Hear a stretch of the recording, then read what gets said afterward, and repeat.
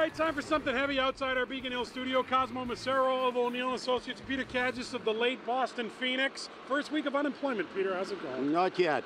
Friday's my last day. Okay. So still of the Boston. Looking forward to it. I joined the 47% at 5 p.m. on Friday. Oh, there's a celebration, huh? Speaking of futures in doubt, yours, but also the mayor of Boston. We saw him yesterday proudly announcing there's a new Wegmans coming, but saying he hasn't made up his mind, Cosmo, and he's not talking about it. Are you buying that he's not sure that he's running? You know what? Because of all the stuff that's happened in his life, I would give the benefit of the doubt that he is completing his decision and if not undecided, just mulling everything over. The smart money, obviously, the smart money is on him running again. The long shot, big money would be on him not running. It would be probably the biggest political announcement in 25 years or so in Massachusetts, if that were to be the case. So I'd say he's figuring everything out, but I'd say the smart money is still on him saying he's going to run again. I would say he's playing a beautiful Mario Cuomo. And by not signaling which way he's going, he's heightening interest in whether he runs. Unlike Mario, I think Menino will run.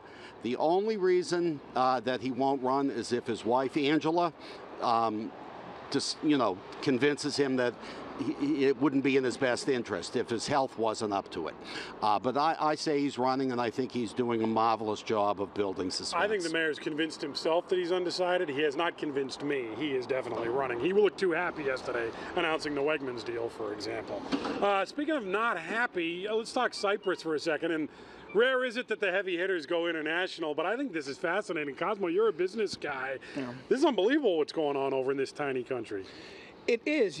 It's actually a reminder because during the financial crisis here in the U.S., there were bank failures literally every week. In fact, every day at one point, there were new bank failures, yet never this kind of dramatic impact because of the system we have, because of the FDIC insurance, because of the way our financial system is structured. A terrible thing when a bank fails and there's impact in the community, but nothing like this. And that's just sort of a reminder and a contrast, I suppose. For our viewers to put this in context, Cyprus has got a population about the same size as Rhode Island. So imagine Rhode Island floating in the middle of the ocean all by itself. And this crisis doesn't threaten to bring Europe to its knees, but it certainly threatens the financial and banking system of the whole southern tier of Europe.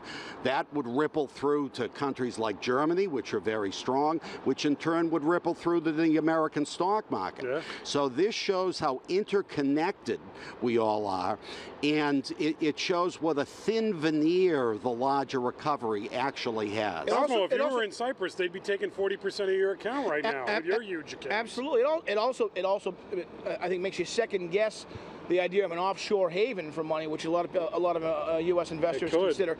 I think it makes a lot of people second guess that also. Quickly, last topic, gentlemen. Last week we did the best movie ever filmed in Boston here on the Fox 25 Morning News. Jaws won that one. This week we're doing the worst. Without having you two vote in the pool, what is the worst movie filmed in Massachusetts that you have seen? I saw the brackets, I saw the list. I got to go with Fever Pitch. It's one of those movies that was out there for a long time before I saw it. I knew it was terrible.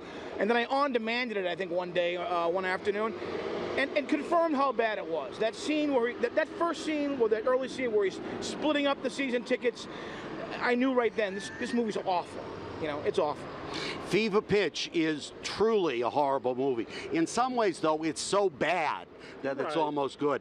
I have to cast my vote for one of the sappiest movies of all time, Love Story.